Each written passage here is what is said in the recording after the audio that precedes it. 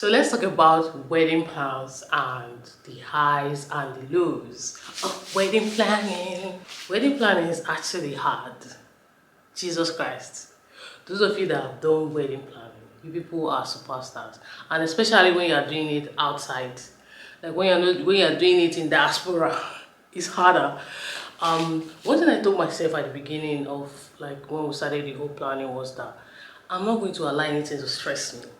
I don't like stress. So I'm going to try as much as possible to avoid anything that will stress me. So if you're going to stress me, I will give you space. So that's what I've been doing. But still, it's not that easy. About the sweet part of wedding planning. Nothing is sweet, let's be honest. I'm lying, Sha. Some things are sweet, but let's talk about the sweet part of wedding planning. But one sweet thing about planning this wedding is planning it with my mom, Precious.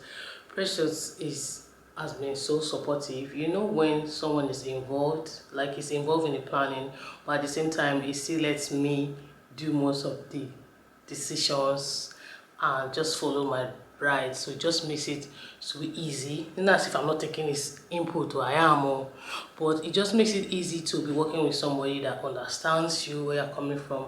Like there are some things that I want to be done in a certain way. It's going to be hard if I'm doing it with somebody that is always wanting, to be opposing to what I'm saying, but to him is just, he just wants me to be happy. So he's always supportive of my ideas, even though he has his ideas too, and then he brings his ideas and I'm supportive of his ideas. Like it's just easy working with him and planning this whole wedding with him, because I cannot imagine planning it with somebody else that is so stressful. Please. The other sweet part of planning this wedding is having friends and family who are very supportive. Like my sister did her wedding in June and she has been so supportive, giving me ideas, giving me tips, telling me what I need to do. And people that are other of my cousins, other of my friends that have been married before, always ready to help. Like imagine I was doing it alone, because there are so many things that I don't know. So imagine I was doing it alone. It would have been so hectic, but they are my beautiful family members and friends. They have just been so super supportive. Now let's talk about the not so sweet part. The number one not so sweet part is the part that involves making decisions. If you know me, like for the longest I struggle with making decisions. Even ordinary to get thumbnail for my YouTube videos, sometimes I have to post it on my YouTube, on my Twitter, on my WhatsApp, to ask them that, oh, what do you think? Can you imagine? I have to ask people, what do you think about this thumbnail or this thumbnail? Which one will you click on? Because I can't make that decision myself. That's how much I struggle with making decisions. And see wedding, see decision making, like they go hand in hand. So imagine how much decision that I've had to make. So that's one of the not so sweet part. So funny because everything that you have to do, you have to make every decision. Even spoon or water or this or which one do you prefer? It's always decision. My God. And the funny thing about this whole thing is the fact that I don't like to make decisions doesn't mean the fact that I hate making decisions doesn't mean I don't want to make them. I don't want to give it to another person to make that decision. I still want to make it myself. I'm so stressful. If you're someone that struggles with making decisions, please give me some tips that has helped you to make better decisions, or to get used to the fact that you always have to make decisions. For me, what has helped me is the fact that I know what I want. No, I know what I don't want. So it helps me to narrow down my choices. So if you give me this dress and this dress, for instance, I know that I don't want this dress. I know that I don't want this dress, or I know that I like something in this dress. So that is that one day, but I can't. So that has helped me to make better decisions. So I'll just be eliminating what I don't want or what I don't want, until I finally say, oh, this is something that I want, and then we're there. So it has been so helpful with helping me make decisions. And not so sweet part is the being organized part. I'm just going to be honest, I'm not organized. I'm not the most organized person, and having a wedding requires you to be organized. Doing a wedding requires you to have some level of organization skills, and let me tell you, I lack it. I like every sense of organization, but what has helped me is there's an Excel there's an Excel sheet that my sister used for our wedding in June that has really helped me to organize stuff. If not, imagine what I would have been doing. I would have been so chaotic. But yeah, that's another thing that has been a bit of a challenge. Another thing that's been a bit challenge is making calls. You have to call this person, you have to text this person, you have to do this, you have to do that. One of the reasons why I don't have a lot of friends is the fact that I don't know how to keep up open, like keep communication. You can tell me to call somebody today, before I call that person, it's 3 days time. I don't know what I'm scared of. I don't know how to explain it, but I hate to make calls, and weddings requires me, especially when you are not in town. Like, it took me like 2 weeks to finally call my decor person, because I didn't, it's not as if when I start making the call I don't know what to say, but I should start that call. Like, there's somebody I needed to call. I had to postpone. Sometimes I'll call the person and then I'll cut it and be as if I'll end the call and be like the person did not pick, because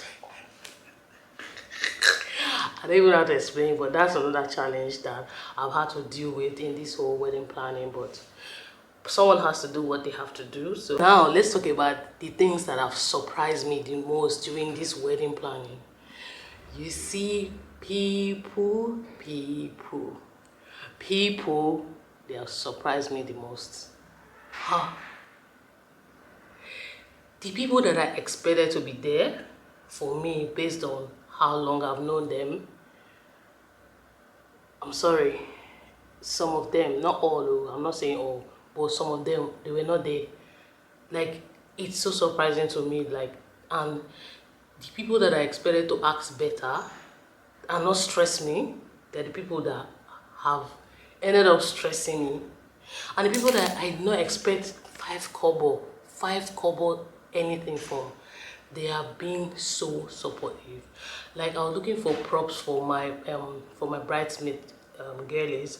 I was looking for props for my bridesmaid girlies, and I just tweeted it. If you see the amount of DMs that I got, and even when I was looking for my wedding dress, if you see the amount of DMs, when I was looking for cake, if you see the amount of DMs I got, these are people that I've never met, but they have been so supportive. And then some people that I've met that are supposed to make things easier for me, that have decided to make it hard for me. And one thing, from the beginning of this video, I said one thing I told myself is I don't want anything that's going to stress me. So I'm trying not to give that energy at all. So if you are pissing me off on purpose, for instance, sorry, you're not going to piss me off, because I've already told myself that I'll try as much. I know it's so hard to overlook certain things, especially when you don't expect it from that person. It's so hard, but I've had to overlook it, and that's one of the things that have surprised me is people. And I didn't know how much dealing with people during your wedding can surprise you. It really did. Questions that I want to answer that I know is on a lot of people's mind is, so where are you in the planning now?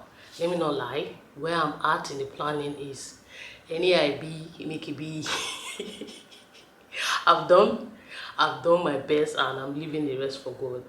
That's the best I can do right now, because what else can I do? So that's where I am. I'm as, if it go share, it go share. If it not go share, it not go share. It's in the hands of the Lord Most High. Are your plans for the wedding? I think that I have like a rough idea of what I want the wedding to look like. I want the wedding to just be filled with happiness, because it's just like it's a whole celebration for me. It's not as if I'm doing this wedding because I'm obligated to. Honestly, I'm not.